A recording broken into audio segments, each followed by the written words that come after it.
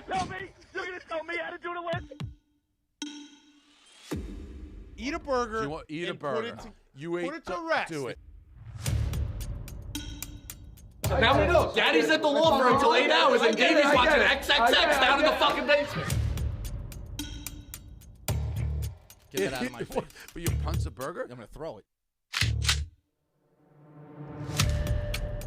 Did you go to therapy? Yes.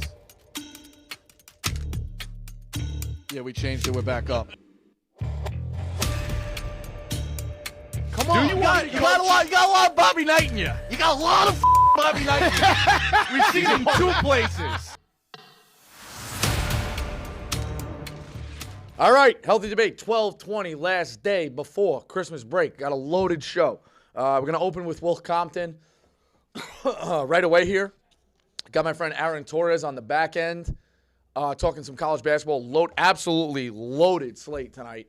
I'll be in the building, Duke Baylor at 7. You got UNC Oklahoma at 9 o'clock. I'm actually probably more intrigued in that game. And then you got the boys of Bama out in Arizona at 11 o'clock. It's great to do that. Like real Warriors, Dukes. We're going to be doing a roll call tonight at 1 a.m. when that's wrapping up at the under 8 media out in Alabama. So, like, we'll see who's phoning it in, you know? It's good to have a day off tomorrow, too. So thank you to all those decision makers with that. I don't know if I can make 1 a.m. Late night if we didn't have off, I'll be honest. But let's get to Will. Do we have Will? Got him? All right. Blurry, what's he got? Is he on our Wi-Fi? Is that what the issue That's is? the Chicago office Wi-Fi. Looks like a claymation. It does look like a claymation. We got some unstable connection going on. That's you, I think. Will, do you have your phone on you? Can you bang in from your phone with the 5G?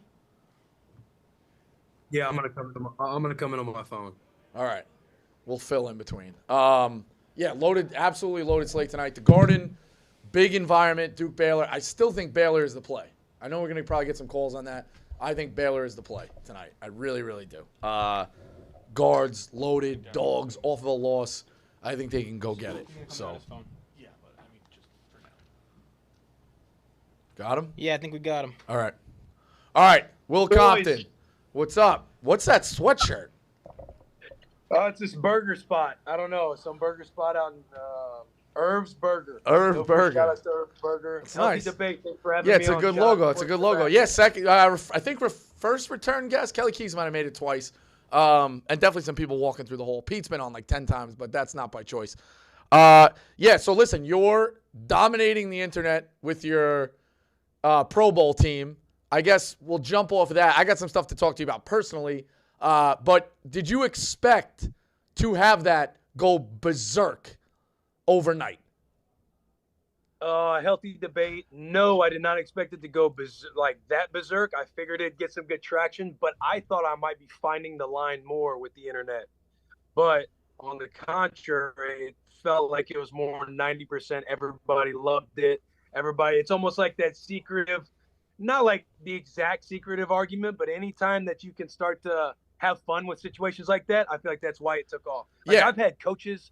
I had a coach today say I had to refocus the staff on what we were talking about because the boys were up on the board doing like an all-white team, an all-black team, an all-poly team. So, it's been making its way. Some active players are like, hey, why didn't I get on the list? Yada, yada, yada. And I'm just thinking, like, I didn't take a whole lot of time to think about it. I'm just having fun. Yeah, I think you also snuck some things in there that, like, it was almost like comedic. It was definitely one take. I'm not accusing, but I was like, oh, wow, he's pretty quick. When you were like, 2 weeks to prepare, it probably gives us more time or something like that. Like few little jabs in there that were very funny. Also, you're kind of off the hook because Mendenhall started it. You know what I mean? Absolutely. So like that doesn't do what it does without Mendenhall, like, honestly frustrated, putting out that kind of divisive tweet about it. And then by the time I seen the internet starting to have fun with it, it was like, hey, this is a great lane to live in. Yeah, agreed. It's also probably smarter that you did it with football. You know, if you did hockey, you might not have that much to talk about. If you did basketball, Roan did that, ended pretty quick. So it was probably good. You had a real healthy debate there in terms of football. You know what I mean? So, and you're obviously well-versed. Real healthy debate. Exactly. Yeah, it's good. It was very, very entertaining. So I got a kick out of that. The other thing, I mean, listen, we get along.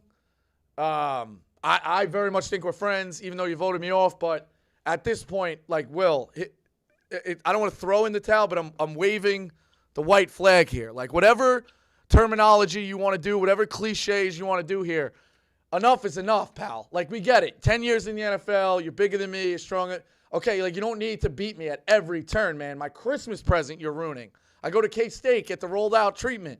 Nebraska, I got the social team dunking on me and changing the thing. Like enough is enough here. I'm going out to fucking Omaha and Missouri. Like, oh, I got to tell you about this story. Oh, you work with Will Compton, right? You work with Will Compton. I got to tell you about his recruiting story. Oh, he's the nicest guy. Oh, this is big red country out here. Yeah, you got to hear about Will. Oh, Will's doing great. What about me? Like, enough is enough. So we're now looking at Surviving Barstool. I was one of your kills. Probably not on the head mantle, but you put me down on the side. I'm in the room. The toiletry bag, mental games. And now this, Nebraska. You're ruining my Christmas present. Goalie, attack and defend. That too. I mean, yeah. All right. Yeah. I know you have all the stats. We're just generalizing here. It's only an hour show. But yeah. And now Nebraska, like you're dominating. When is enough here? Why me? Why am I the target? We've always been friends. You know, a lot of those situations, Rico, I don't feel like you were actually the target. I think you're just seeing it that way because, and I would also like to tell you, envy's not a good look for you, bro. Envy's not a good look. I would say that we had a great week at Surviving Barstool. What had to happen, happened. I didn't want it to go down that way. But again, you can't ever overplay your hand. I felt like I was trying to get in and be like, hey, maybe you should look at doing this. And then I couldn't really sway my crew because I didn't have immunity. But we grew our friendship, I think, as good as I would say. Agreed. Kirk friendship was probably the fastest climbing one. And then I would argue that you were probably number 2. Yeah, but then I'm sitting there. I'm sitting literally like behind the bench at K-State. And I got Nebraska dunking on me, being like changing the sweatsuit. All the people are taking the clip, Go Big Red. I didn't know Go Big Red was going to be used in hateful terms. So I wouldn't have said it if I knew it was going to be used hatefully down the road. Like, enough is enough here, Will. You're killing me. Well, the score is you're up 40. You're up 40, and you got the one defense out there running blitz packages, and I'm laying on my feet. Like, what are we doing? Healthy debate. What do you need me to do? You need me to I don't know. Red, that you're part of Big Red? Yeah, I guess. Stock cap, in my opinion, you're part of Big Red. I know. I don't know. You're dominating. I'm waving the flag. Like, enough. Like, you listen. In content, the next thing pops up. I'm not saying take it easy on me, but like, Jesus, man. Like, no, hey, Rico, like, let's listen. Now I can throw flowers your way. When it comes to the content game, you're in that upper tier echelon thing where, like, do I think I'm good? Yeah, I do think I'm good, but there's some talent levels and levels to this. So I feel like guys like you, I know you like to refer to him as the new dog, but I would say Jerry's in that category. Like, there's some good content makers, and you are definitely one of them. People are like, I got some friends that are like, yeah, man, I don't really know if I mess with the Rico guy. I'm like, what are you talking about? He's got to be the most entertaining cat on the show. You need guys that you're kind of like, oh, he kind of rubs me the wrong way. Yeah. He should have went all in on some of his character stuff. Agreed. No, but the Nebraska thing I was laughing at. And the kid runs by me, the photo kid, gives me a dap, and then he just cold-blooded. He fucking changes the thing. I'm like, God damn. And I kept the whole way home, I go, man, I just got no wins on Will Cobb. I don't got even one. It's like 3 boxing matches, and you got 3 straight KOs. There is not one where it's like, oh, that one went to decision. I'm just getting rocked. So I'm no longer picking fights. I mean, but you got me, so it is what it is. Let's talk. Hey, I'm trying to be in with the writers. You are. It's respected. Yeah. This is we're family now. We're in this together, Rico. I agree. All right, so college football playoff. We got the break now. I know you'll probably touch on some stuff out at the Arizona Bowl, but listen, I know Dave's placing a big wager on Michigan. I gave out Michigan as the lock on Pick'em. Doesn't something here seem like it's a little bit in the water of a rematch of Bama-Texas?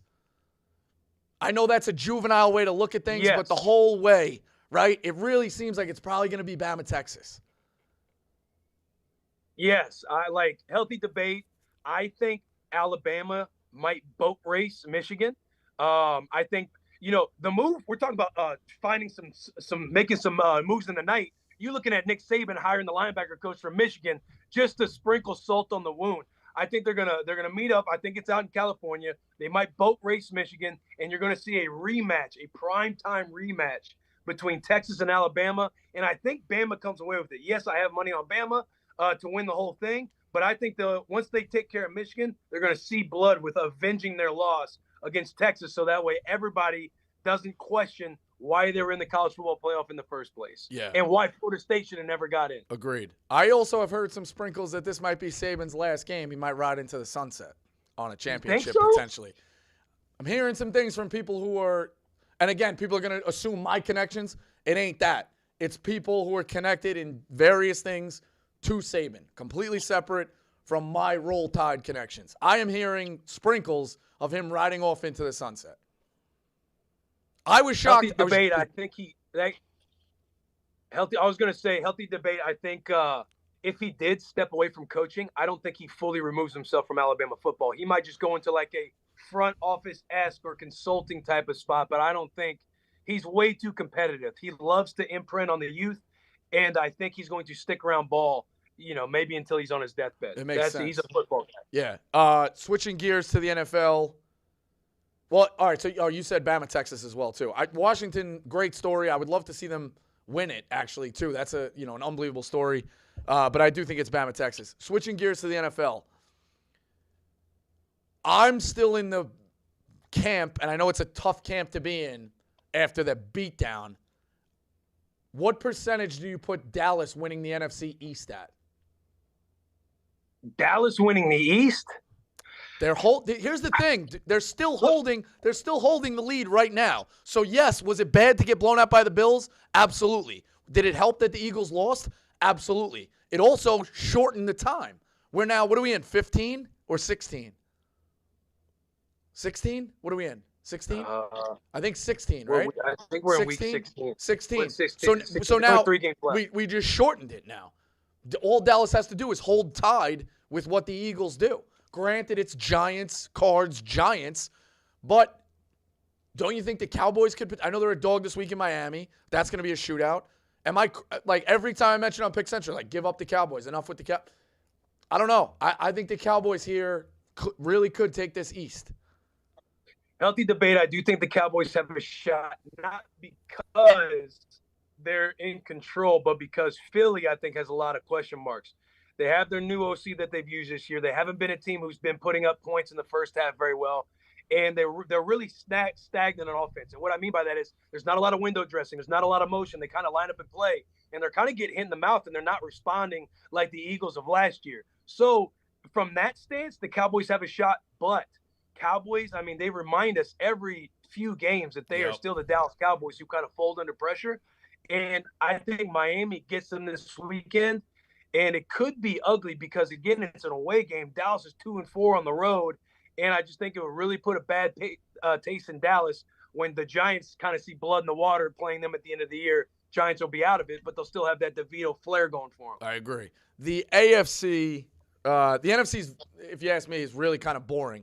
You got the Lions as, nice story. If they do it, it's overachieving. But I really think we're ultimately looking at the 49ers coming out of the NFC. And again, if the Eagles or Cowboys do it, it's really a 3 or 4 team race. NFC, no real shockers in terms of wild cards, things like that. You flip the script to the AFC, I think it's very wide open.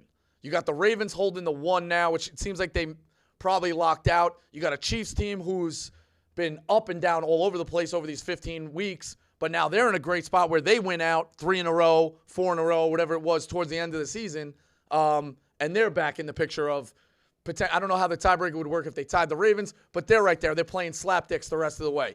The Bengals look a little spunky. The Browns are in the mix with Flacco and Father Time beating down that clock. You obviously have the Bills now, who are still, I believe, 9th or 10th in the AFC, which is crazy because the Bills are like still 25-1. And if you ask me if I would take that right now, I might. And I was the one putting Josh Allen in the grave saying C.J. Stroud gives you a better chance to win. I got to walk that back pretty quick. There's probably some other teams I'm forgetting. The Ravens, the Dolphins. Like the AFC seems like a wild spot over there where we don't really know who's going to come out of it. What are you really breaking down, or who has, if you had to put your money where your mouth is, who takes it? And I heard some people who are Chiefs fans saying maybe it's good Mahomes has to go on the road through the playoffs. Like, maybe it's good you don't have the home cooking, like, a little more adversity. Hungry dogs run faster. Like, what is the AFC is compelling to me, very compelling. If I had to put my money anywhere, I would feel most comfortable right now the way these teams are playing on the Bills. I think the way the Bills are getting hot, they beat the shit out of the Cowboys, and they did it through an identity that they're not used to playing. It's a smash mouth football, run right at their face. And the Bills, now they can sit back and look at, hey, Josh only threw the ball 15 times. We still whooped their ass because James Cook averaged over 7 yards on the ground, running downhill, getting the running back in the backfield and not in the gun. I think since Joe Brady's taken over, they're averaging like 30 points a game. So I think they have a lot of momentum trying to make noise here at the end. Yes, they can't really afford to drop any games, but if they make it, say they win out and make it in, to me, they got to be the most dangerous team coming out of the AFC. I still the Lions are going to win the division. I don't think that they can win on the road. They're going to have home field because Goff, the Lions, they seem like a dome team. And then you look at the Chiefs. I just think that they're just not the same talented Chiefs team that we're used to seeing. They got a lot of question marks at wide receiver. I won't continue to pour salt on the wound there because we all kind of see how that's working. Kelsey seems banged up every week, which is a bad thing. And Mahomes can't do it all on his own. Then you look at the Ravens. Like, we might be looking at a preview of the Super Bowl next Monday when it's the Ravens versus Niners. Ravens got a really good shot. I just don't know if I trust them yet in the playoffs because they don't put anybody away. They don't put anybody away either. They're sitting on leads. So you're right. But here's a little stat that we were talking about on the Pro Football Show is their last 3 consecutive wins from the Ravens. Usually they're a team that kind of drops a few in December or late in the year. But their last 3 consecutive wins, they've had a double-digit lead. Before those 3 consecutive wins, they've lost 6 times in the last 2 years when having a double-digit lead. So what I'm saying is the Ravens are starting to learn how to step on teams when they need to. Maintain the lead, win a close game against the Rams. The Rams are spicy now. You can't just sleep on the Rams. They kind of got away with one there. No, the Rams are a good team. So I think the Ravens can make noise. But if I'm putting money anywhere, I would say right now, if I were to do it right now today, it would be the Bills, the Ravens, and then I'd say Lions and Chiefs coming out of ranking them in the AFC. NFC. Lions are still NFC. Oh, my fault. I meant Dolphins. My fault. Got it. Yeah. Dolphins. I think the Dolphins. I think the Dolphins are still nice. Like, you take a look into the cookie jar with the Hard Knocks, and you see Mike McDaniel's kind of standing up. And when you have a coach or a coordinator, and no less the head man, standing up and saying, hey, guys, I know what they're going to say about these plays. Fuck those plays. Those are bullshit calls on my part. When you're a player sitting there listening to that, it helps you go to work that much easier because the coach isn't outing you, throwing you under the bus. Hey, we got to do a better job in these situations. No, he's standing in front of the team and saying, guys, these calls are on me. Because you see Tua, when he's out of rhythm, it looks tough. Like when they lost Tyreek a couple weeks ago, it's like, oh, this Dolphins team is nobody without Tyreek Hill. But last week without Tyreek, Tua's putting up massive numbers. The offense is firing. Waddle steps up. They're beating the hell out of a Jets team who was number 2 in pass defense, and they just came off a win putting up 30-plus points when putting Zach Wilson back under center. So they had some confidence. So I still like the Dolphins. And now that I'm talking about it more, maybe I like the Dolphins. Agreed. I'm in a spot where I have to take Dallas because I've been talking Dallas up this week, so I think they go into Miami and beat them. But I agree with you. The point you made there, too, about McDaniel owning the bad calls.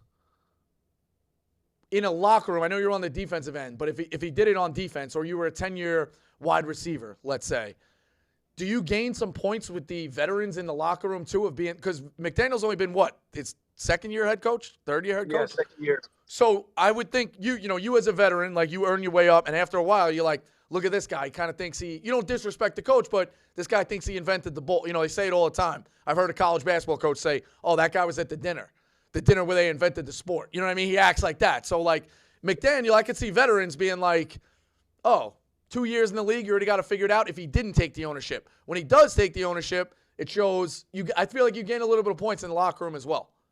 Yeah, absolutely. Healthy debate. When you're a player and there are a few glaring plays out there or a drive or two out there that's being talked about in the media, or that people can really pinpoint on, man, they really lost this game in this fashion. When you're feeling that subconsciously as a player, then you go in the next day, the coach has a few different options, right? They can coach it hard like everybody else, and then kind of feeds your narrative of like, yeah, we really fucked this up. No, but he's putting all the blame on the players. You can kind of coach the plays and kind of stay out of it and stay back. Hey, we got to do a better job here, but also we can blah, blah, blah, yada, yada. You're kind of just talking through it, covering your ass, hitting the spots you need to hit. But then when you have a coach who's addressing those plays that are being talked about from a media landscape or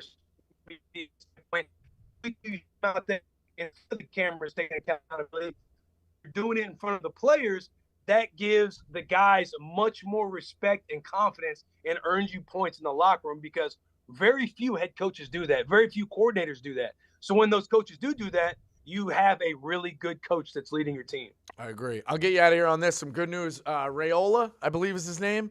You just flipped. What is he ranked? Top 2? Top quarterback? Is he a top quarterback in the country?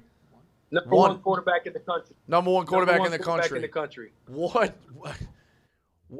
Listen, I'm in on when you gave that speech. What does this mean for this kid? And also, healthy debate is a little scare, though, if you get him and he's not the guy. You know what I'm saying? I don't think he can fix the whole thing overnight.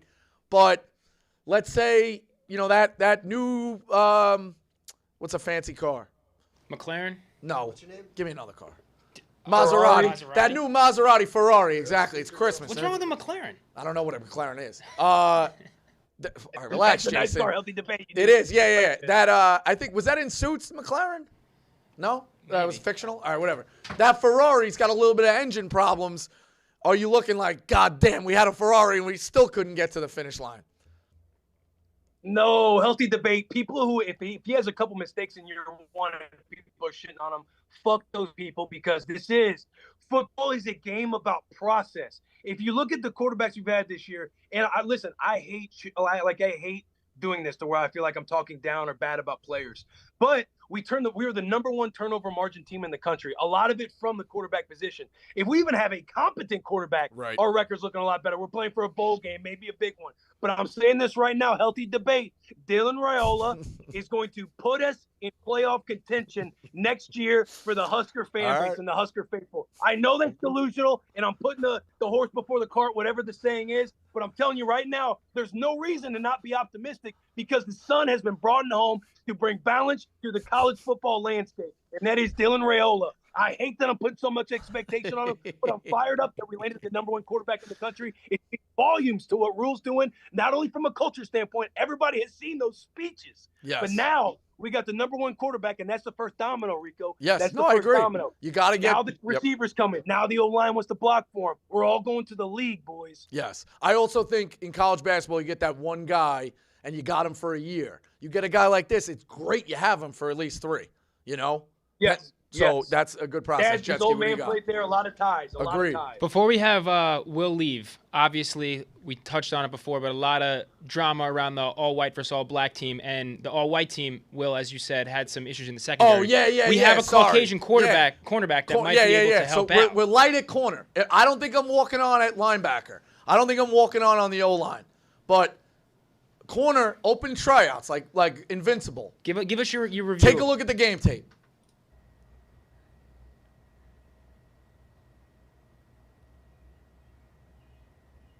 That's a nice spin. I know I didn't get away from the guy. Run it back for him one time. Run it back. Run it back. Top corner. That's reads D3 ball. Very the zone coverage. Hard break on a ball. Puts it away.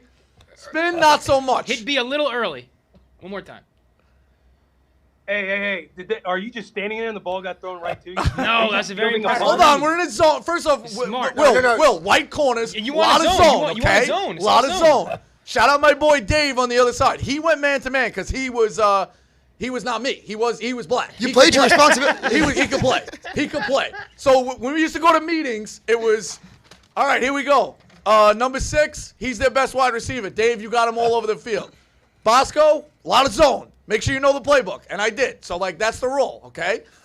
I think you'd be a really good locker room addition. I think you'd be a vibes guy. We might have a spot for you on the practice squad. It's going to be a competitive ball club. We're going to be playing zone all game. We're going to have to drop 8 at times. Okay. We might even have to look at a 4-4 and just have 3 DBs. And we're just going to have to utilize our farm system out at the University of Iowa to call kids up because we are lacking. Christian McCaffrey's going to have to go both ways. He's going to have to touch the ball 40 times, and he's going to have to stay on the field on defense. Now, I like the product we have in-house. I think 2 weeks helps us out of preparation. The other side, they're going to be bickering and arguing about who should be playing because there's way too many options. A lot of guys. A lot of guys. Outfit. But you come in with us, you hit the ground running. Guys, we kind of know how this is shaking up. We need you guys up front. Christian, you're running the ball. Josh Allen, Joe B. Maybe we go series to series. Who knows? And then on defensive side, T.J. Watt, Max Crosby, Bosa brothers. Pin your ears back and get after these boys. Hey, Bosa brothers, we know you've been waiting your entire life for an opportunity like this. Take advantage of it. And then you drop 8. You go 4 underneath, so you're spot dropping like cover 3. 4 underneath, QB ball out break, and then 4 on the back end, 4 deep. Don't get hit on a double move and don't get beat deep. Just be ready for your run support. Yeah, you got no help over the time. Yeah, absolute disrespect, by the way, for zone coverage. You're saying I'm just standing there and the ball was thrown to me. I made a break on the guy in front of me. Come on, Will. You're not a ball hawk. Ball hawk. We made such strides. You're not one. No, I'm not a ball hawk. No, you. But like seriously, like Will, does anybody on the roster have 6 tackles against MIT? Yes, 6 tackles against MIT. I don't know about MIT, but maybe against Bosco did. Alabama, Michigan. Texas, all right, some real programs. We needed debate. I think you'd be a good addition. Thank you. We needed a grade on that spin move. So, if you look very closely, the guy I spin on still makes the tackle. That's the best. But did you catch that? Yeah, I okay. All right, we'll make it short. Yeah, we'll make it short. I know. Yeah. I got to own up to it. I got to own up to it. Look at the bowling though. The bowling drop is fucking sick. Look at that. Healthy debate. I'd like to see. Boom! Look at that. I was ready to go. I was amped. So Bosco, healthy debate. I'd like to see the other team's locker room talk about that spin move. Yeah. Yeah, I'd like. Well, they lost, but they probably laughed. No, about the all black roster. I'd like to see what they said about your spin move. Yeah. Like they're like, this guy Bosco. Like we gotta do scouting on him. Yeah. To see your spin move. You're getting roasted. That might be good though because they're so fast. They might over pursue it, and because you spin slow. Agreed. Yeah. Or they might think that Rico just got hurt on the play and kind of just turned around. Then when they start reeling out the whole tape, they're like, all right, let's look at this guy. Easy target for personal foul penalties. Yes, your liability out there. Exactly. We don't have to worry about him going 2 ways. He's got a bad arm in defend and attack. So healthy debate. We're slinging it. It's all a mental game, Rico. Exactly. All right, Will. Always a pleasure to have you. Merry Christmas and enjoy it, pal. All right, boys. Love you. Merry Christmas. Take it easy. Merry Christmas. The best. The best. They're like. You gotta watch I was gonna out say that guy too. I forgot about it too. I was gonna say uncoordinated. They're gonna see the K-State video and be like, "This motherfucker can't clap." It's like so. Scouting reports out. Let's go. Halftime. We're gonna do like 15 minutes of calls, and then we got a long interview with Aaron Torres to kind of end it. The idle shit is brutal. Because it should just be strategy. You should just be talking and strategy. Like the idle shit is annoying. It's very annoying. PFT. Tommy's walking around right now. Yeah. Does us trying to get Tommy to the fake clues help or not? No, I don't think the fake clues help at all now. Yeah, no? I don't. Alright, so... Just we play that out. Tommy finds a fake clue. There's no fake idol, is there? There's a second clue in Plan B. First clue. Yeah, I know you've made 2 clues, but there's no idol. No. So that doesn't do shit. Yeah. So what do you want to do? Get rid of the clues? It was funny because when Rico told me he made a fake clue, I was like, all right, so let's put the idol somewhere. And Rico was like, all right, I gotta find a new idol. And then he was like, I made a second clue. So now I haven't watched the show. Make an endless series of clues. Did I tell you what I did? The first clue says, congrats on finding the key. Now you should look with Plan B. Yeah. Don't thank me, thank Jeff D. I know, it was good rhymes. Then you go to the second one, yeah, and I put a screw in a pill bottle. Pardon my cheesesteak on it. And it says, I promise I'm not screwing with you. And it's lowercase screw. And then it says, you will find the idol. You will find the idol fast if you go to the place where they announce the cast, fast and cast, double underlined. Yeah. But here's the thing. This is what the great part of it is. All right. They announce the cast on the internet. It's not a real spot to go to. So the whole time, where did they announce the cast? Jeff D's thing, Right. Dave's thing. No, Did no, they mention it on here? And they're just going berserko. I get it. Berserko looking for It'll this. fuck with them for a while. I'm sending But them to the internet. The internet's not a real place.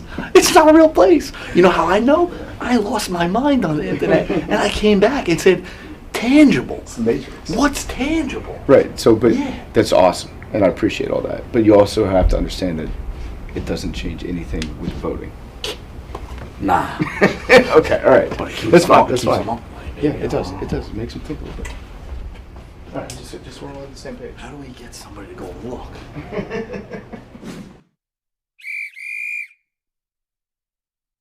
We good?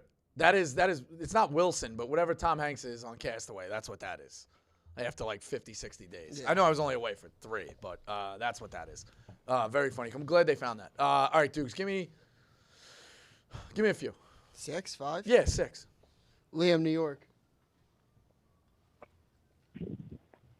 What's up? Rico. What's up?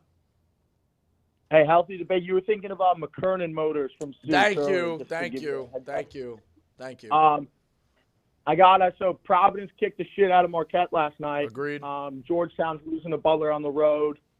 You know, does Cooley regret his decision? Healthy debate. Nah, not yet. Well, I shouldn't say that. It's very hard when Providence looks good this quick, and Georgetown does not look great, so to say. But that was, again, They stink. okay. That's a bigger brand. I think he's got to get guys in. You got to wait. Ask me that question in 3 years. 2 years. It's a fair question. Year 3 is a fair question. All right, that's fine. I just wanted to let you know. Then I got an actual question for you. Sure. Person speaks in sign language with one arm. Do they have an accent or a speech impediment? Healthy debate. I don't know if you could do sign language with one arm. Stutter probably. Speech impediment, I feel like. 'cause you Yeah. gotta, like, Peach impediment. Yeah, how do you? Yeah, that's a good one. We'll have to figure that out. But yeah, I think some of them you need 2. I feel like. Healthy debate, Liam. Also, I just want to add to the Cooley discussion. I root for Providence. Is there any? Does Cooley get any? I mean, he constructed that roster. Basically. Agreed. He does have that point. Yeah, I don't know. I mean, I think It's kind of like a no shit. Providence is better than Georgetown this year, in my opinion. Yeah, he took the job when yeah. Kim English's best thing was keeping all those guys in house. agreed. And you know, like with the portal right now, it's probably the best. Sometimes the best additions are just retention. So I mean, Agreed. kudos to him for putting that on. Did Garwey And he do all? recruited Garway to all. Yeah, but was that a Cooley guy too? He had committed to Providence, but then he left and he decommitted and committed back pretty quickly. Okay. He's got to win I that heard that battle. was more of a Providence commit than a Cooley commit. Cooley's got to win that battle against Maryland because Maryland has not been. I have so many memories of Maryland being a big time brand. When was the last time you really cared about Maryland? Grievous, the 2020. Yeah, Maybe like Jalen like Smith, Mellow Mello Trimble. They got fucked that year, huh? They were, You know better than me. That 2020, I don't even like really focus on because I just get Nah, upset. I thought Maryland was the one team in the tournament where I was like, wow, if Dayton got matched up with them, like that's a scary team. Yeah. Jalen Smith was awesome. But let me ask you this: yeah. everyone makes a big deal of the DMV. Does it really matter anymore for Georgetown with Duke and Carolina and UConn coming to poach in NIL? Like, No, do all yeah. these kids really Well, stay it's home the at same. Georgetown right That's now? what I No, they keep. don't. I'm glad you made that point. That's what I keep saying about the New York City area. Like everybody's like, oh, it's this big hotbed of talent. Doesn't mean Pitino's gonna go get him. Ian Jackson, North Carolina, Choppa, Elijah Moore, I think is his last name, or Mitchell. Boogie Flynn. Boogie. They're all, yeah. Christ the King's got a million guys. Stepanak's got 2 guys behind them, the twins, that are really good. St. Raymond's is I'm hearing, predicted to win the city. I'm trying to think of who else. Loaded prospects. I know Christ the King had a bunch. Like, they're not, Pitino's not getting all Christ of the them. King. Yeah. Exactly. But So, they all didn't go either. Who Yeah. was that Kofi Cockburn with the Illinois? well, who that, was the that other was big years guy? ago. Moose- No. Oklahoma Christ the State. King is loaded this year. They got the kid Dwayne Pierce. I think he might are they? actually be Yeah. going to St. John's. But they got another kid going to Illinois. They got the Chinese kid Pang, who's being looked at by Illinois. Like, Pitino ain't getting all these guys. Now, he might have his sights set on bigger transfers and leave spots like that open. But you're right. It doesn't mean Cooley's going to own the DMV, nor does it mean Maryland's going to own the DMV. Yeah. But you do have to make a dent in that market. You got to come out of there with something because it's your backyard and you got people stealing your grill and furniture set. But I also say this about the Big East in general. Like, Cooley, he's a scumbag shit for, like, leaving Providence, his dream job, for an in-conference rival, whatever. But Cooley... I disagree with that, but... I'm saying in this sense, though. Like, yeah. from a Providence fan's perspective. But Cooley, if he went to an SEC school, that could have been the dumbest decision of his life. Georgetown was the only school, in my opinion, that, like, would be a step above in the NIL era or whatever, bigger program, and could still get shit done. Because you're not recruiting just DC. Agreed. It's Big East roots. You still could get the Boston guy. You still got the Philly guys. You got the prep school guys. Like, you have relationships formed with these coaches from Providence. Agreed. That's a good call, though. Merry Christmas, Liam. Give me the next one. Steve, Long Island. Rico, you got me? Yep. Great segment with Will. Super entertaining. He's a confirmed writer, absolutely. But healthy debate. I was at a friend's Christmas party this past weekend, and they had one of those viral styrofoam Christmas tree charcuterie board things that you're hyping up. Yes. Healthy debate. It might have been the most overrated thing I've ever seen in my life. Okay. I think I maybe saw two people pick at it. Here's the thing. It's like sticking your hand in a porcupine. I disagree. I think if you take the toothpick, it should be pretty easy access. Here's another thing. Who wants to eat all that food after you touched it? Like, you're putting your paws on every piece of that thing. No. The toothpick should be deep. What you should do is you should have the piece of food buried closer to the thing. This is the thing you're talking about right here on the board? Yeah, and the toothpick should be able to help you pull it out. Also, it depends what's going on there. So, all right, so let's look at this. So that cheese, the Monterey Jack, like I'm 50-50 on that. Depends. Like sometimes I try, sometimes I don't. The mozzarella, good. The tomatoes, can we zoom in? The olives, or unless those are stuffed peppers, I'm out on those. You got to have good things. Like what I would do is roll prosciutto, roll salami. Like get that thing with all shit I want to eat. Fresh tomatoes, cherry tomatoes on there. Like load that thing up. You got a lot of garbage on there that I don't want to eat. My whole thing is we're getting down to the wire here on Christmas Eve, in between like the mozzarella tomato candy cane disaster and the styrofoam tree. I don't know if we have any good options. All right, what if I give what's that guy's name in Entourage? Snickers Pie. No, Bob. I just asked you what the guy's name was in Entourage, and you said Snickers Pie.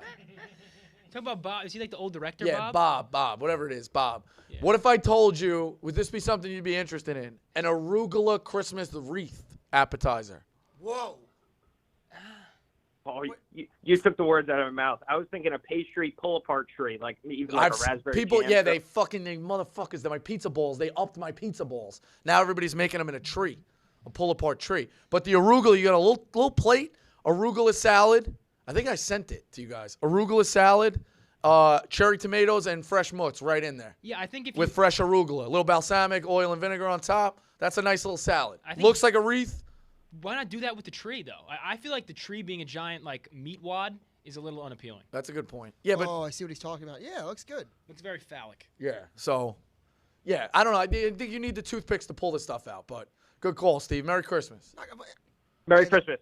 I got some logistic questions. On what? The wreath. Yeah. So you take a fork, and you get, like, the tomato, the mozzarella, and the arugula, and you put in your mouth? No.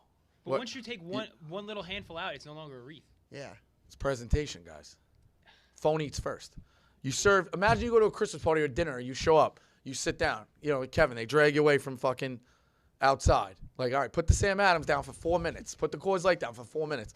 Sit down. You have a little small plate, and it's a wreath with mozzarella and tomatoes in that little wreath on a side plate. That's good presentation. And then, yes, once you start eating it, yeah, it's a salad. You cut it up and you eat it. But it's presentation, boys. Why do we think the tree is popping off? Why do we think the candy cane's popping off? Well, that's what I was saying to Steve on Long Island. Like, if those don't work, you fall back at dessert, Snickers pie. Agreed. Yeah, Snickers pie don't. Oh, the other one, too, is pistachio. Pistachio pie? You do that same method with pistachio pie. I've also done it with sherbet. I like pistachio. Is it pistachio ice cream in the pie? Pistachio ice cream with the fluff, not fluff, Cool Whip. Cool Whip. You make it that. You do a small layer of that. You do a layer of vanilla ice cream with the Cool Whip in between, so it's green, white, green. Whipped cream on top. Boom, boom, boom. I don't know if I'm in on pistachio pie. I like pistachio a lot. Give me the next one. Yeah, I like pistachio. Gavin, Jersey. Gavin, Jersey. Yo, Rico. What's up? Merry Christmas. Merry Christmas. Yeah, in light of this whole Rashard Mendenhall tweet, I just want to hear your opinion. For turkey, are you a dark meat guy or a light meat guy? I like light. Yeah, you know what? I was raised white meat as a kid. Like, I guess I just didn't know enough to pick. But dark meat does have more flavor. There's just way less. Yeah, it's juicier. Yeah. There's a punchline coming somewhere. Hey, yo. All right, thanks, Gavin. Nah, I just wanted I to like. say that. All right, hey, Gavin, you ready? You ready? Neely boy, you ready? Yeah, I like dark, juicy meat. You ready, Gavin? You got what you wanted? Merry Christmas. Get the fuck out of line.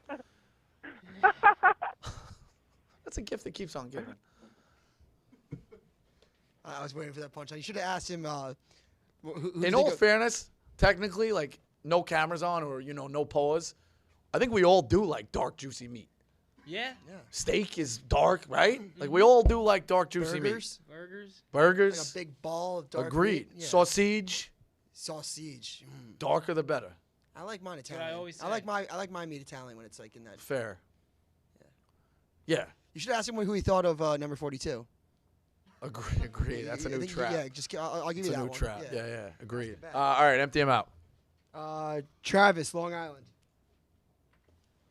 Papa, you there, Rico? You Yeah, got me, what's Papa. up, pal? What's going on? Listen, Papi, listen. Something that these people aren't thinking about versus the whites versus the black is, listen here, Please have a dump. Please have a dump. Please have a dump. Please. Okay, just be careful. What about the concession stands, Papi? Think about that. I think this is fair. We should maybe All right, elaborate on that. slowly. Okay, Travis. Slowly expand on what you mean by the concession stands. Listen, what are you guys selling over there is what I want to know. What are you selling? Salt, pepper, ketchup? For white people? Yeah. I think. What are you going to be selling? Healthy debate. All I black think. side will have better seasoning. Agreed. Healthy debate. I think that concession stand food shows no color. You could be white, black, purple, green, right? blue. You're white, black, green, purple. You go to an NFL game, you're walking away with popcorn, a hot dog, chicken tenders, and a sausage and peppers, and nobody's complaining. I don't think there's necessarily like you're there to eat. War. We're not at war. We're very much not at war. Very much not at war. Time out. Time out. Hypothetical. It's a game. It's very much a game. We're very much not at war. I think Rashard and Will would also say that, okay? We're not trying to set back the clock here. Should we bring him back to? Yeah, bring him back. All right, you're back. Okay, Travis, have you calmed down? Have you calmed down? Listen, yes, I calmed down, but I just got to tell you this. Oh, jeez. I meant metaphorical. Metaphorical, of course. We're battling. We're gladiators. But who's in charge of the Hawks? Who's in charge of the Who's playing the music in the stadium? Well. I like that. I like that. I think who's ever got the lead. Yes, that's if good. I hear Billy Joel, if I hear Billy Joel, that's an issue. You know what? I'm not going to ask the question. Ask it. I'm Puerto Rican. Oh, okay. Maybe that's impartial. That's a good Oh, impartial. okay. Yeah, Puerto Rican Ricans. DJ, good. Yeah. Again, like, do not take this. Within you want us to Puerto DJ? Ricans, everybody's got to sit in the end zones. Let's do it that way. Yeah. You're in the middle. You're sitting in the end zone. Puerto Ricans? You want Puerto us to Ricans DJ in the or end want us to zone. run security? Puerto Ricans in the end zone. You want us to run security? I know a couple guys. Yeah. Oh, the security. I feel like Albanians. Why are Albanians not getting into the NFL? They're crazy. I don't know. Probably because they're like living in like outside Philly. Yeah, fair enough. With no athletic ability. That's a good one. All right, yeah, that's a line. You talk about a way to go out with a bang. Puerto Ricans in the end zone. What a one-timer. Hey, it's Puerto Ricans in the end zone. That sounds like a Saturday night.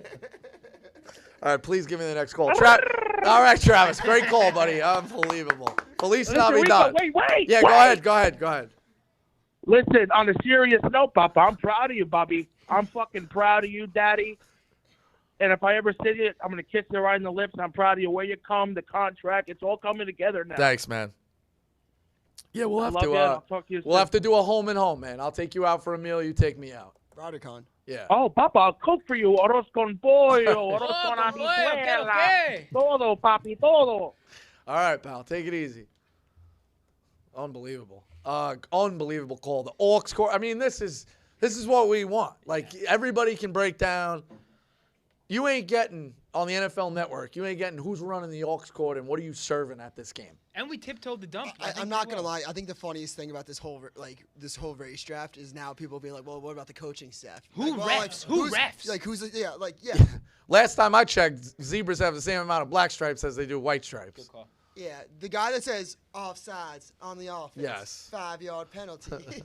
Replay, second down. It's unbelievable. Unbelievable. That You know exactly this game, who it I is. I mean, don't know his name. this should be the Pro Bowl sucks. This should be the fucking Pro Bowl. Be so funny. For paper, like put it on Barstool TV. I like the Pay-per-view. idea. Do you know of how the hard winning people team would getting go? the odds, though.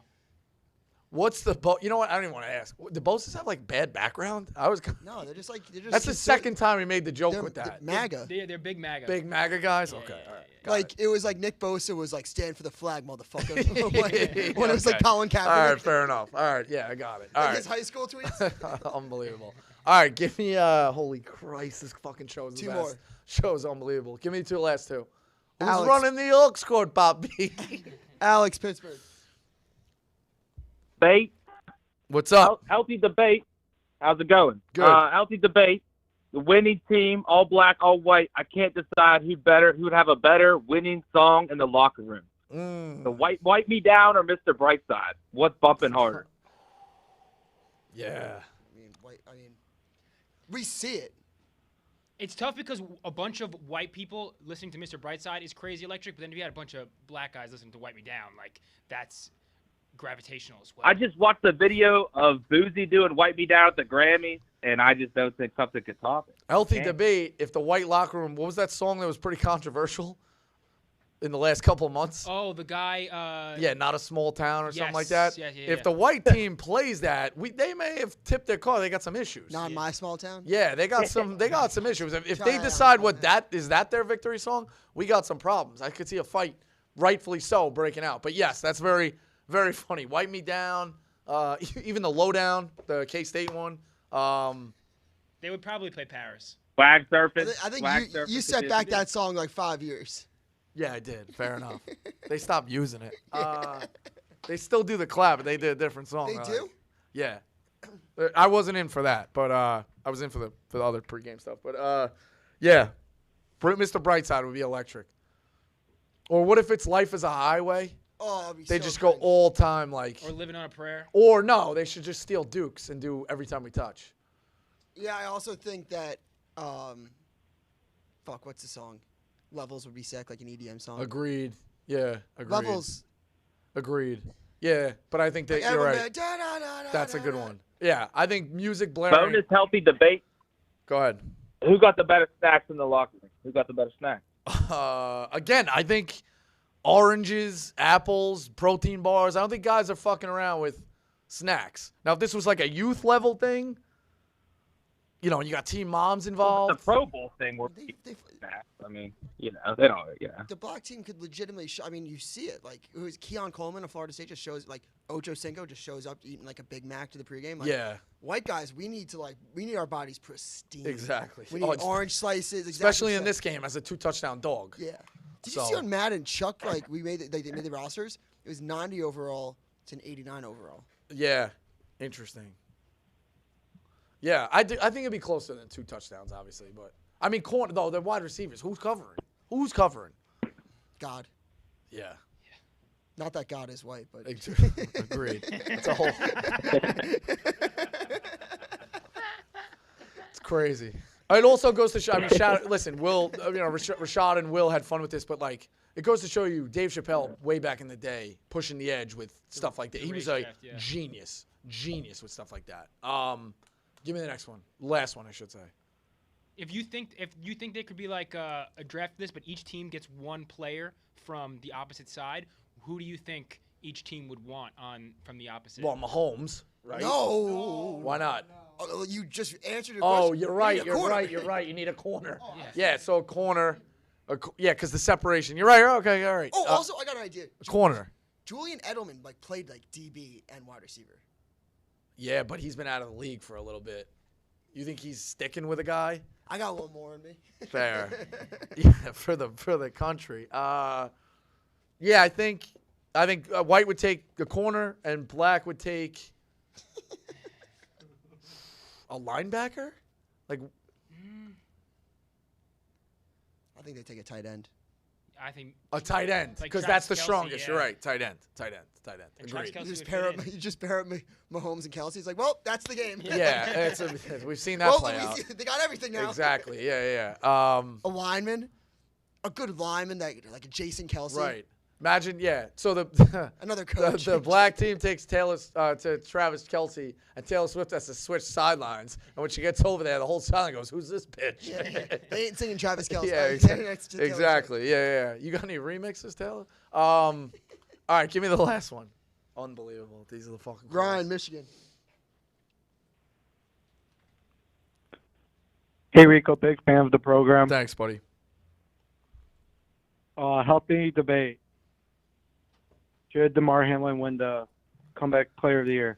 I saw this. He's minus 500. What kind of stats is he putting up? I guess you kind of have to. He doesn't play. He doesn't play at all, right?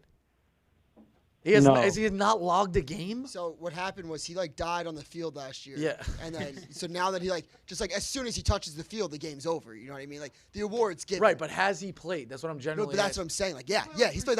He's played. He actually was in at the end of the game. All That right, game was so then Lost him the game. Yeah. That Monday night game. Yeah, It's his primetime game. It's his. It's his. I do think there's something It's like his. Flacco. Yeah, but come back from retirement. Is that really they the can't same give thing? him comeback player of the year just because he died.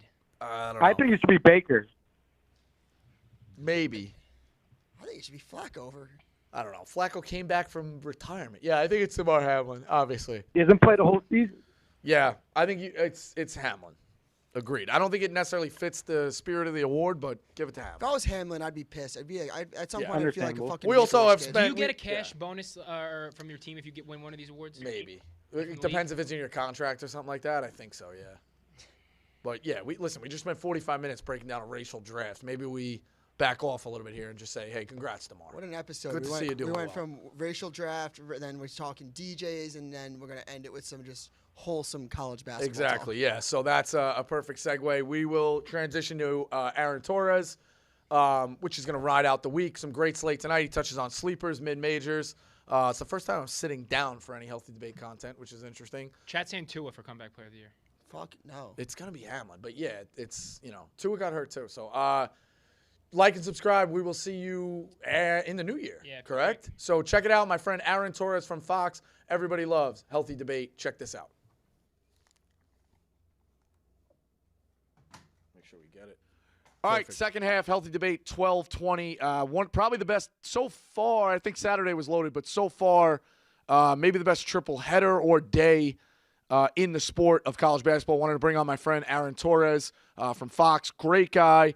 Actually, Duke, seen him at the pump party a few times, which we're going to try and get you there. So we'll get you on that list of the circle, exchanging rounds. But Aaron, great guy, covers college football as well, but I really wanted to dive into college basketball. We'll go right from the rip here tonight. I'll be in the building. Duke, Baylor. Lines moving a little bit back down, but I was shocked to see Duke as a favorite here. Marty's a little bit of a Duke bias. I grew up a Duke fan too, but I've kind of got away from that fandom. Tell me what you see tonight in a really, really good one in the first of these triple header. Baylor off of a loss seems like the easy play here, but maybe it's a little too easy. What are you doing with Baylor at Duke?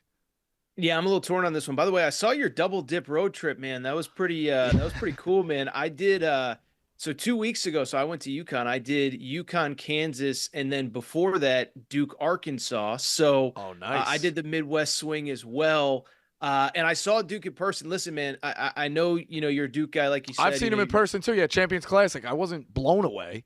So let me ask you, because that was the night. So they had played Arizona already, and they kind of just were like, against Michigan State. And I bring it up because, listen, they were my pick to win the national championship. So this isn't like, oh, Torres just hates Duke, blah, blah, blah.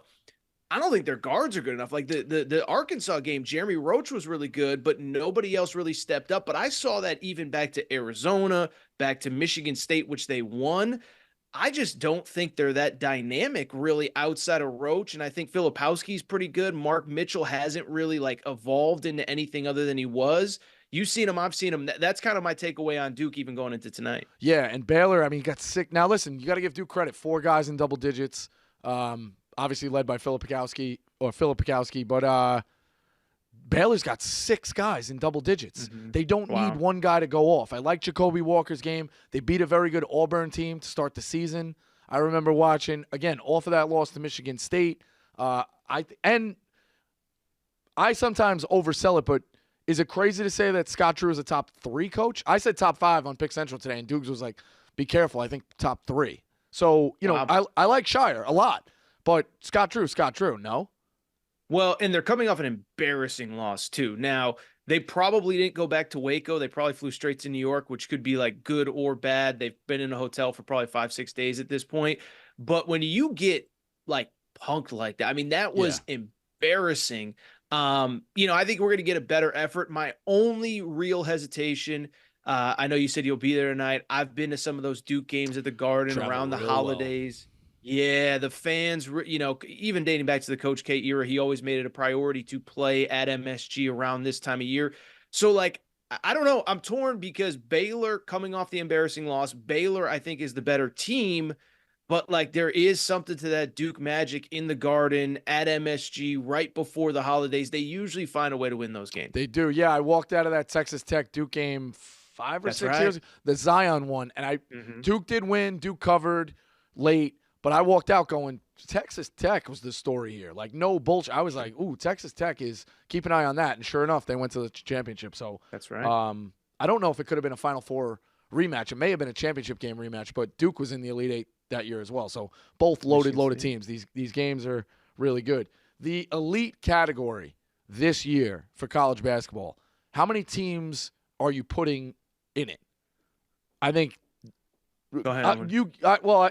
I think we're probably going to be the same. I'm just interested to see how many you have on the list.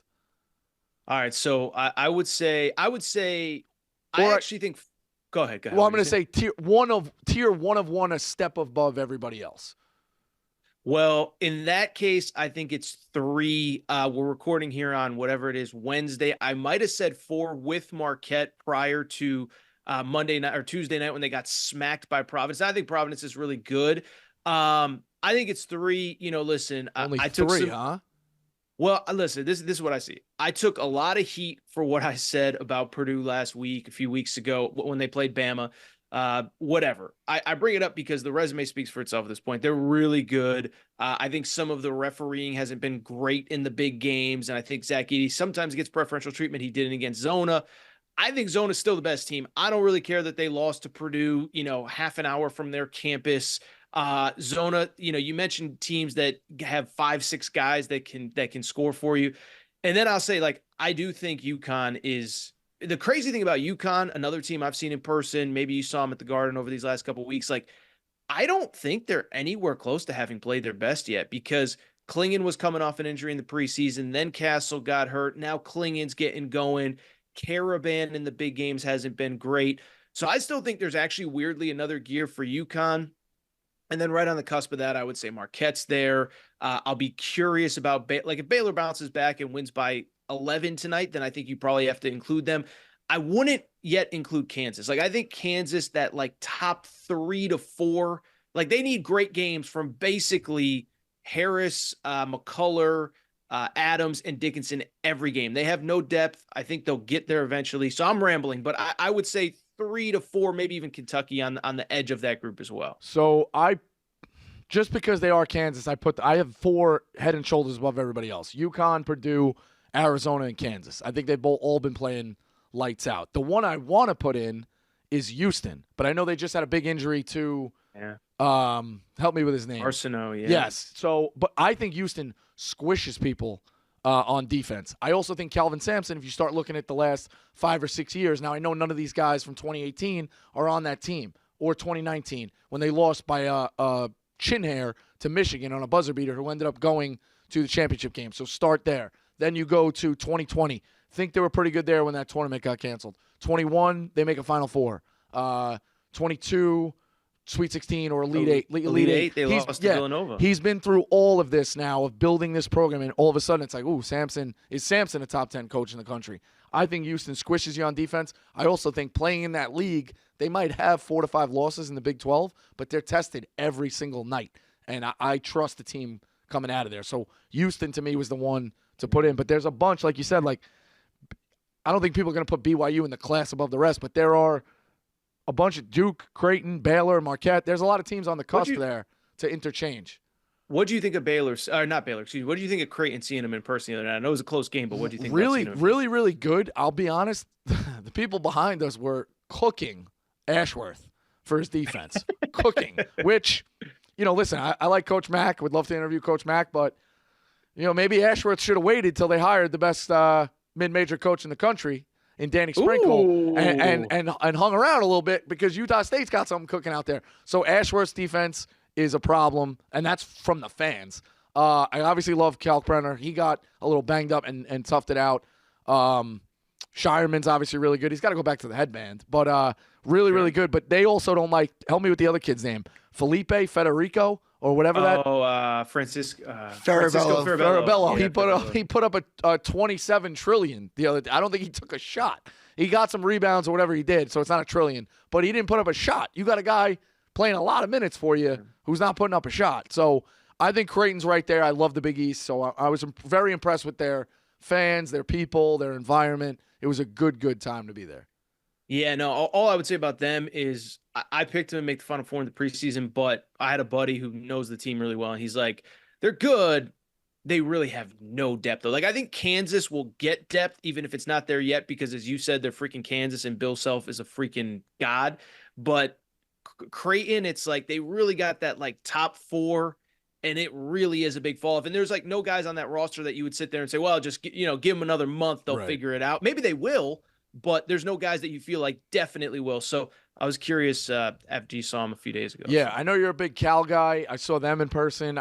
Granted, they lost to Kansas, blew a big lead. I walked out of that game impressed with them, and they're kind of likable. Like the kid Reed Shepard, I really like. You obviously got Wagner and Dillingham and Reeves. The question I will say, and I don't think they're going to move away from him this year unless it's a really bad tournament exit. But it has. I'm not the only guy just pounding the narrative. If they do move away from Cal, because winning matters at Kentucky, I think they're getting a little tired of the draft picks and stuff like that. Who would be the guy that would make sense at Kentucky? Because I'll give Reeves a lot of credit. He's a Kentucky fan, and he's like, listen, you bring in a guy like Oates, Musselman. They've been to Sweet 16s. They've been to Elite 8s. But that's what Calipari's kind of doing now. We need championships. So who exactly can do that? I think it's one of those things you're wishing big. Not everybody can deliver. The name I'm going to throw out there, I don't think he fits. I think he's done enough out west. Mark Few to Kentucky would be a rebirth at Kentucky. I don't know if they'll go for him, but he doesn't owe Gonzaga anything anymore, and I think he could cut down the nets at Kentucky. Well, and what I would say with Mark Few, which I think is interesting, is, like, I hate to say it, but he's kind of hit a wall since Tommy Lloyd, his longtime assistant, left for Arizona. Now you look at Zona, and Zona looks like some of those Gonzaga teams.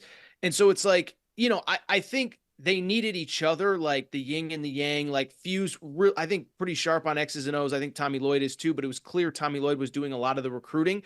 And so, listen, it was easy to say 3 years ago, oh, Gonzaga's recruiting itself at this point. Like, well, no, now it clearly isn't.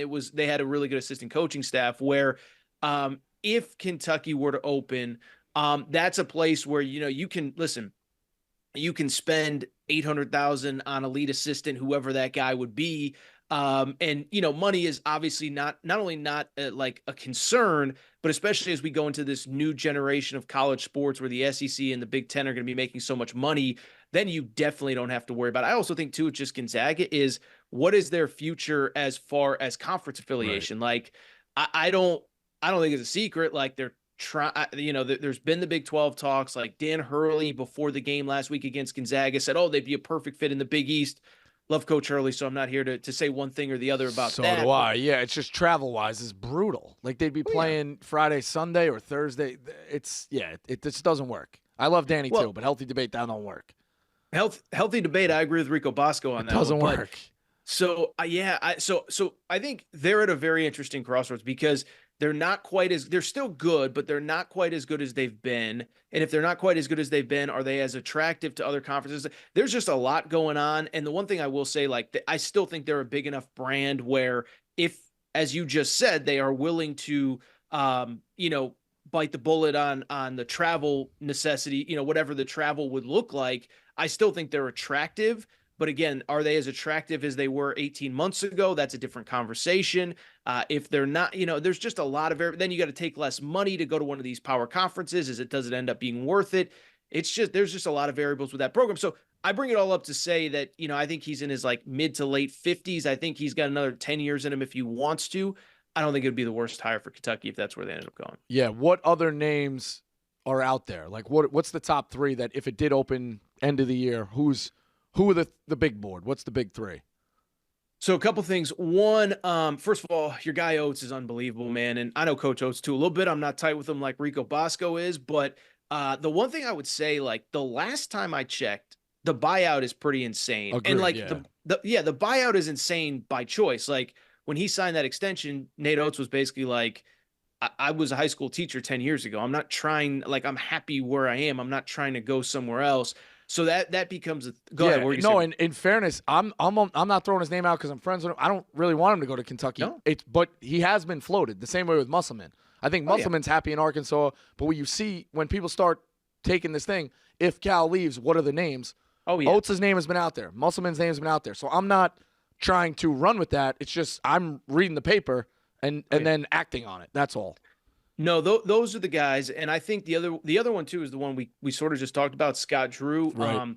I saw Jeff Goodman, like, it seems pretty clear the Louisville job is going to open, and Jeff Goodman kind of mentioned Scott Drew there, and so for whatever reason, whether it's fan support, it's a football school, it's Texas, it's whatever, it just feels like that guy's name is always in the conversation for these jobs, and he's never taken one of them. But it just feels like, and the other thing about him too, he's young enough where you could get a good little run out of him. I think he's in his early 50s. He got the Baylor job when he was like 32 or something like that. He also got the Baylor job. Like, granted, he won a national championship. He's been on the door a few times with that Baylor team. Let's also remember, I said this on my pod a while ago, he took over Baylor after a murder investigation on the team that the coach and AD, I think, or the coach, definitely covered up. Like, you talk about rock bottom of a program. Oh, yeah. I also heard he's good friends with the AD. So I think Scott Drew would probably be at the top of the list, to your point, too. That's a good one. Yeah, and so, yeah, I think, you call Musselman, you call Oates. The other one I'll say really quick because he's certainly in the news today. Everybody in basketball, I'm not saying I agree or disagree, thinks that Mick Cronin will eventually go back east. Now, the buyout, the last time I checked, is like absurd. And it was kind of a mutual thing. Is like they were rolling when he signed his extension 2-3 years ago. They want to keep him. He doesn't want to leave, whatever. But obviously, again, with Louisville opening, his name is coming up. I had heard like if Ohio State somehow opened up last year because things weren't going well for Chris Holtmann, that he could be a factor there. And then at Kentucky as well. The one thing I'll say about Mick Cronin, I do know him a little bit. I live in LA now, is like that dude is not afraid of the spotlight. Like that Kentucky, like that, that fan base, like he will run right to it. He wants the spotlight on him. He is not afraid of high expectations of whatever. Certainly, as we learned on Tuesday night, not afraid to say whatever comes to his mind as well. Yep. So it will be those kinds of guys, though. And by the way, what did he say on Tuesday night? UCLA's NIL isn't where it needs to be. Well, a year from now, or in March of 2024, if it's still not there, there's just it changes. Absolutely, yeah. He takes a look. If you could describe this season in one word, what would it be? I would just say it's so corny. So forgive me for this. I would say entertaining, and I'll tell you why. It's because all the good teams have played each other, and it just so happened. I know that Purdue thought they were going to be good, and Arizona thought they were going to be good, but we didn't know that was going to be a top three. I mean, Arizona was 13 or 14 in the AP poll, so Arizona played each other. Maui, who would have known when you put together that field 4 years ago? Oh, Marquette's going to be in the top 5 when they go to Maui. Tennessee. So all these teams have played each other. So it just feels like all the good teams have kind of played. And sorry, Rico, I keep going on. No. It's you're bringing up a great point. I would say also we're stumbling into some really good ones. UNC, Oklahoma tonight. Did we know Oklahoma was going to be a top 10? So you're right. Yes, we're stepping in shit here to get some really, really good matchups. No, 100%. No. And so that's been the cool part is some years it's whatever. this year, and by the way, like last week, CBS Sports Classic, it happens to be the rotation where UConn plays North Carolina, or where Kentucky plays Carolina. It happens to be the rotation where Kentucky played Kansas. Kansas goes to Maui. Kansas hosts UConn. Kansas goes to Indiana. So credit to the coaches, credit to the TV people that put these games together. But it's also just worked out nicely that all of these teams all happen to be really good at the moment that they're playing. Yeah, I think the only caveat to that is if they can break it up a little bit to have conference games earlier and mix in some of these kind of showcases around the Super Bowl or Martin Luther King weekend. Like, give us a little bit. Let me know, let me know those. I want to see Purdue play Kansas in February where I truly can decide who's going to be a 1 seed or the 1 overall. You know what I mean? You're like about my age. I don't know what your age is exactly, give or take. Don't you remember like every February there were like 2 or 3 huge, like I'm a UConn guy. I remember UConn going to Kansas in like early February. There was like, oh, this Sunday on CBS, UConn at Kansas, and it was like Ray Allen walking through. It's like Duke played Texas. I remember Duke playing Texas in January. I feel like. Yeah. They used to play at the Garden, St. John's later in the year. Yeah, I agree. Yeah, there's very few of these show. And you could say, everybody's always like, well, we got the Big 12 SEC Challenge. All right, yeah, one Saturday in January. Let me see it mixed up a little bit, so I agree. It's tough. But I guess in the midst of a 3-game losing streak in conference play, you don't want to necessarily go into Texas if you're Alabama, So I get that part too. You're in the business of winning games. Well, and that's the tough part is getting the coaches on board, because once you do start league play, it's that much tougher. Like, that ACC Big 12 challenge that you mentioned, I remember last year, like A&M for some reason wasn't in it and they were playing really well. And I seem to remember Buzz Williams being like, yeah, we're kind of glad we're not in it. Like, we don't need a random game against Iowa State when, we just had Kentucky coming to town and we got Alabama next week or whatever. Right. So. Sleepers this year, because I do. So my word would have been uncertainty, by the way. Because I don't know if we know who's the best. Sure. I think there's a lot of teams floating around, so a lot of sleepers out there. I think 2 that now – it was funny. When they had – who was the kid who got in trouble? Dukes, Memphis, and is now in the league. Mikey Williams? Oh. No. Kid from Memphis, and then he went to Eastern Michigan. Amoni Bates. Amoni Bates. When Amoni Bates was going to Memphis, everybody preseason was like, I got Memphis 80-1. I got Memphis 80-1. So I get worried a little bit that Memphis is the sexy team. But you bring in Tomlin, you got JQ, who's really good, obviously, from Bama, and Quinterly. The only thing I kind of worry about is Penny Hardaway. You're sitting in Memphis at 60-1. Another one I look at is Oklahoma with Porter Moser, who's been there.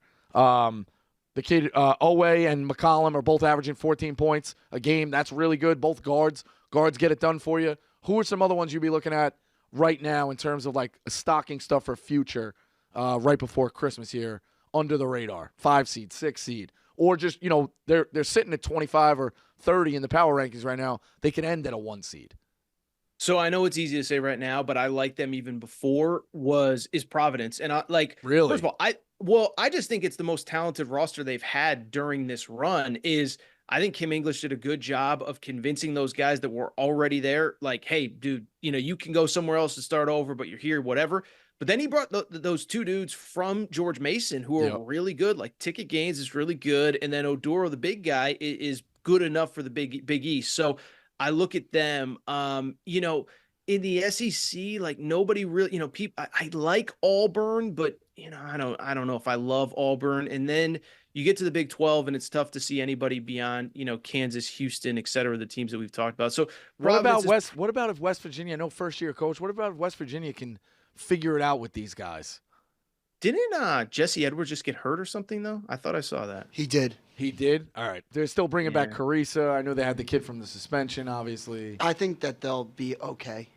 It's just like with the first-year coach, new roster. Well, it's also harder, too, in that Big 12. Like, you're going to take your lumps. You don't have time. Yeah, you don't have time to figure it out. But you could be an 8-9 and come out of the Big 12 and you get announced on Selection Sunday. It's like, hey, you're playing Nebraska at 8-9. And their mouths watering because they just played. The Big 12 is loaded.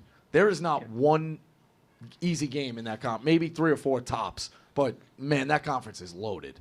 Well, that's exactly right on the Big 12. I will say I am anti-Big 10. I think it's a little bit of a sham. But I do think Illinois is a real team. Like, because they got NBA dudes, and it's like, like we talk about all these different variables in the tournament. What did UConn have? They just had I guess it's, I could probably swear on this, but they had effing dudes Yes, last they year. did. Like they had fucking Yeah, guys. guys. It's like, oh, Andre Jackson's just going to jump right the fuck over you. Excuse my language. Like Jordan Hawkins going to bang 3 threes in your face and you're going to like it. And so it's like, and I'm not saying Shannon and Coleman Hawkins are Coleman Hawkins are Jordan Hawkins and Andre Jackson, but like, I do think like we think this sometimes, again, look at even San Diego State. Like they got 2 or 3 guys that are like on fringe NBA rosters this year. Like we think it's this incredible story. It's like Mont Butler's probably gonna be a 2nd-round pick this year. Lede is going to be the Mountain West Player of the Year potentially. And then, oh, by the way, Mensa's on an NBA roster right now, a couple other. So the point I'm trying to make is like sometimes we get so caught up in like it cracks me up this time of year. We're like, well, what about the net ranking? What about it's like, give me UConn's guys. Like, give me Arizona's guys. Like, I think we'll figure it out. You know what I'm saying? The writer doesn't work for you, so I'm not going to give you I'm not going to give him a free shout out. But there is somebody who has tracked for the last 40 years, and I think only one bucked the trend. NCAA champions have at least 3 guys to play in the NBA. Mm-hmm. So you gotta have next level talent. You could have college talent, and that's nice, and you make the run and you do what you do. But in terms of cutting down the net, you need pros, and that's very factual. Yeah, and like being a UConn guy, even like the Shabazz Napier team, obviously in 2014, 2011 was the Kemba team, but Kemba was a lottery pick. Shabazz Napier played in the league. Jeremy Lamb, I think, is still in the league, really? like 8-9 years later. Checks? I think so. I could be wrong on that. But yeah, you need those guys. So that's those guys. That's like, where it's at. We overcomplicate. That's, by the way, that's also why I was a little. I didn't believe in Purdue in the preseason. I think it's hard not to somewhat believe in them after they beat Arizona, Tennessee, all the teams that they've beaten. But that's like they don't have Fletcher Lawyer. I know we just saw this in the a week ago, but like Fletcher Lawyer versus Kylan Boswell and freaking Caleb Love. Like, yeah, I'm probably going to take the Arizona guys, Agreed. No, I agree with you. They could lose a few. They just got the difference when it matters. I agree. The makeup of their roster, sorry to interrupt you, is if one of those 3 guys, like they need Braden Smith, Fletcher Lawyer, and Edey to go off. I mean, the formula is out on them. If they don't make their shots, Edey will always put up 25. If the outside guys don't make their shots, Purdue's screwed. Arizona still got Jaden Bradley too, no? Yeah. Yeah, I mean, he was a top 15 recruit. Like they're very good. So Illinois would be the sleeper. Mid-majors. Dukes is going to get mad because I didn't mention Dayton. But I've had a bad history with this team. I make fun of them for hanging the perfect season banner down at Hawk Hill. But St. Joe's, now this is where college basketball, like my brother said it to me at Thanksgiving. He goes, you want to talk about brutal being a college basketball coach? You lose to Texas A&M Commerce, and then the next night you're in Kentucky shorts and almost pull that upset. I think St. Joe's has the wins against Nova, a win against a very good Princeton team. You got 5 guys in double digits: Eric Reynolds, Xavier Brown, Lynn Greer, the guard trio. I think if they get there, it's hard with the A-10 being, it's probably a 2-bid league, if that 3-bid league to a degree. It's the next level, like the Mountain West. But could you see St. Joe's being kind of a sleeper here as far as a mid-major? If they aren't, who are some others that jump out? Well, one, absolutely with St. Joe's. I mean, because they've done it against the type of teams that you're going to have to do it in the tournament. You mentioned Nova, which maybe off air I'll call you, and I just want your perspective on them because they're wild. They're all over the place. And they got big time guys, and like they got guys that can make plays, and so I like them. The other one that comes to mind, it's kind of the opposite of what I just said about St. Joe's and even the tournament in general, but Colorado State, man, like, first of all, they destroyed Creighton, and Nico Medved's just a smart dude. Good coach. Great coach. And, he's produced NBA players, David Roddy, et cetera. But like, he just gets guys that fit that school, fit that culture, fit that whatever. 2 years ago, remember, they made the tournament. They were a 6 seed as an at-large. They lose to Michigan. Brutal draw against a Michigan team, though, that was kind of like, I don't want to say sandbagging, but just couldn't find their rhythm. And that was not an 11 seed. No, I mean, they had Hunter Dickinson and, whoever else, Buffkin and all those guys. So, no, but this year they're healthy again. And I know they just lost to St. Mary's the other night, but they've done what they need to do out of conference. They beat Creighton. They have the tournament experience. And like you said, the Mountain West isn't going to be probably a 4-5 bid league, but there will be opportunities for good wins in that league. But I just think good coach, really tough home court, veteran dudes that have made it to a tournament. It's not like they're going to be one of those where they the moment gets too big and they lose 6 of 7 in January or whatever, like just steady, even keeled, whatever. So that would definitely be one as well. The healthy debate, Grand Canyon is going to be the public sexy pick around the water coolers of the cubes in the brackets this year. No doubt about it. I could already just see Tom in finance being like, yeah, Grand Canyon, I heard good things. Because they have built it, you know. They got Bryce Drew out there, obviously. Unbelievable home environment. They kind of hung with Iowa as in the COVID year. They make it last year. Kind of hung with Gonzaga to a degree. Played with Gonzaga. They got pride. They got, yeah. I mean, now you're looking at 2 tournament appearances. Do they eventually break through? So I think everybody's going to be picking Grand Canyon. I like them. I do think I'm almost pissed that the word's out on them because I've been in on them for 3 years. I obviously like Drew, one of my favorite buzzer beaters in the tournament. Tyon Grant Foster he was a Kansas commit, and then he went to DePaul. He wasn't going to play there, obviously, with the transfer. But they got a guy who's like guy played at Kansas. He was a Kansas player now in this conference out there with Grand Canyon. I think they're a very, very public pick here in the tournament. If they got to make it, but I could see a lot of people picking Grand Canyon.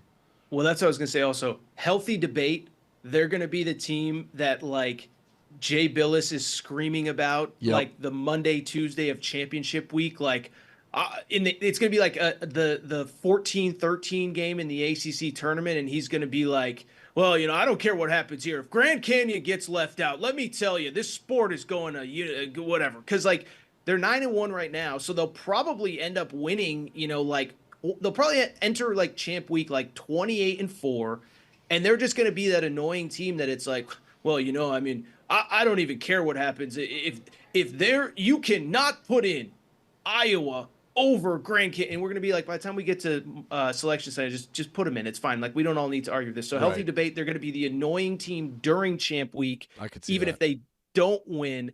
And then they absolutely will be. And it's for the reasons you said. It's like the brand is big enough now where everybody knows it. The student section, the Viral school has videos, an interesting back. Yeah, like, and healthy debate, what else? It's going to be so annoying when everyone does exactly what you just said, which is like, pretends like they just, I mean, you have not, Rico, you have not lived until you have got to check out this student section. Yeah, we've been checking out the student section since 2018. Exactly, Patino went there with freaking Louisville and said it was one of the craziest environments he's ever been to. So. Yeah, it's on my list. I do have to get out there, so we'll see. No, that's just what the casual is going to be saying around the water cooler. Agreed. You think Rupp is tough. Wait till you see Grand Canyon. Dukes, go ahead. I got one for you. One, I think that New Mexico's a sleeper in the Mountain West.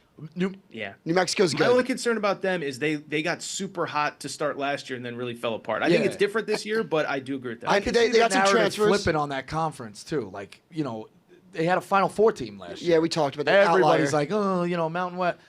Mountain West does get multiple bids for a reason. So I can see that narrative flipping. A10 will be a multi-bid league again. And I do think I think it's going to be Dayton. I think St. Joe's could, or Duquesne, one of those two. St. Joe's, if they get in, they have the formula with the guards. Yep. My favorite mid-major team that I think can make a Cinderella run or make an upset in the tournament, Indiana State. Okay, I have not tapped into the Valley yet. One loss is to Bama, got smoked. But again, Bama, I think, is the best offense in the country. Ken Palm agrees with that. Bad matchup in the sense that when you watch Indiana State play, they have this center, this like 6'10" guy, Avila, I want to say his name is, who is just so efficient in the post. Reminds me of Cam Crutwig. I think they could get a win. They shoot the hell out of the ball. Top 5 in the country shooting the 3. So I like Indiana State to make an upset. Anything on Indiana State? Not much more than we said. I mean, it's a random double figures. So they have a coach. Their coach came from D2, by the way, so like 3 years ago. So I was a little early on them, but the coach has settled in. He dominated D2. I forget exactly what school, but like had like multi 25+ win seasons. Okay. The one thing I will say, I am big on the hiring dudes that did it at a different level, because I think if you're a really good coach, you figure out the rest of it. So. One, the best example in basketball is your guy Oates. Right. Chris Beard, by the way, for whatever happened off the court, was a great JUCO coach, was a great D2 coach, whatever. And then the college football playoff this year, like Kalen DeBoer in football, he coached at an NAIA school and he went like 60-3 over a 5-year stretch. Like, you don't think that guy's going to figure it out once he gets to the Power 5? So I'm a big proponent of guys that have proven that, like, they know how to run a program and do all of the other stuff, because again, then when you get the dudes, when you get the players, the rest takes care of itself. Yeah, I mean, you also look at, to that point, schools who haven't had a lot of success or have nothing to lose, like Indiana State or, I don't even know. Like, give me any school. It's like, what do you want to do? You want to roll out Frank Haith for his 52nd time around the sun? Great call. Or do we want to go give somebody else a shot? So I like that. Get Billy Gillespie to start it up at Tarleton. Exactly. Yeah, it's crazy. Real quick, Bama's got Arizona tonight. Tough spot. Arizona off the loss. Bama off the loss. If Bama loses, which I'm not saying they will, I think they'll win. But if they go to 6-5, what's the panic meter for Alabama? Full-on panic, a little bit, a lot, a little bit, or medium, a little bit. Like, where are they at? Because they've lost to elite teams, and Oates is not afraid to play those, but you got to kind of win some of these too. So if you were a Bama guy, where do you put the panic meter if they do lose tonight? Do they win the Rose Bowl? That's the real question. Because I'm like amazed how many the fan base is pretty locked in. I'm sitting here not far from Pasadena right now, but Coach Oates talked about it this week, so it's not like it's a big secret. He's like, we've been in every game. We got to win one or two of them. I do think the SEC, I know people are like a little down on the SEC right now. It feels like everybody's kind of beating up on everybody else in the out of conference. I don't think maybe the Big 12, but there's not like a ton of conferences standing out. So you're going to have your chances, and it's not going to be neutral courts. That was what I was going to say to you, because you know him so well. Like, I give him credit for scheduling the way that he did, but to go from Tuscaloosa to Toronto, back to Tuscaloosa to Omaha, back to Tuscaloosa to Phoenix, that's a lot. And 3 really good teams, a lot of travel. I do think it's a tough spot for them too. Arizona off of a win, off of a loss. If they were rolling and they had just beaten Purdue by 15, I think it'd be different. I think it's a tough spot. I wouldn't personally panic because I think he's that good of a coach, and I think there are wins to be had in the SEC. But I understand a fan's frustration and even Nate Oates' frustration that you're not closing out these big games and getting wins. Yeah. So just wanted that. And then we'll end on this one, a little bit of fun. Healthy debate. I saw you were kind of chiming, or you've been watching a lot of it. Jetski had a really good point. I'm a Home Alone 1 guy. So Home Alone 1 and Home Alone 2. And the take I'll give you is kind of stolen from him. But 2 obviously is, it's a little bit repetitive. Like, would you even lose the kid again? I love 1. I think there's better side characters. But also the criminals in 2 really become like murderers. In 1, it's kind of like bumbling idiots, thumbtacks and let's do this. And, even at the end, I'm going to bite your fingers off. At the end, they got a gun on them, don't they? In 2? That's true. Like, so it gets a little dark. So I'm a 1 instead of 2 guy. But I know you've been watching them, so you could give us your take as well. Well, healthy debate. So I have flipped on this. So for years, healthy debate, I said 2 was better than 1. And then I think somebody framed it to me the best way possible. He said 1 is better. He said, but 2, like, it was hard to make 1. 1 is obviously a classic.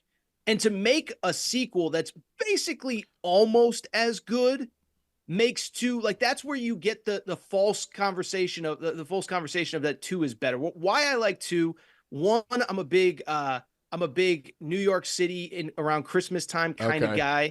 I got my wife's an LA girl. We've been in New York in the summer. We've been in the winter. We want to bring her, or we've been in the winter. Her parents have been in the summer. We want to bring her parents next winter. UConn, that return trip from Gonzaga. They played Gonzaga in Seattle. Next year, it's at MSG. Ooh. So the whole Torres clan may be, Christmas vacation around that game. So we'll see. So the truth is, I just like the New York City vibe.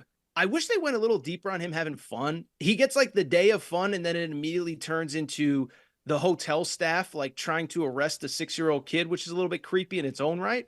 So healthy debate, Home Alone 1. But I think 2 as a sequel, because like 2 as a sequel is about as good as you can do for a sequel. You know what I'm saying? Like, I'm trying to think of the sports analogy where it's like, the team, it's like UConn basketball this year. It's like, they're not last year's team, but coming off a national championship, that's kind of about as good as you could expect. So it is Home Alone 1. Yeah, you got to give the sequel credit. I give that. That's a good point. Yeah, and I didn't really think about how dark Marv and Harry do get in that second one. Yeah, it wasn't really till I thought about it too. Go ahead, Dukes. I do have a question for you about UConn because them and Houston I think are head and shoulders above everyone else right now.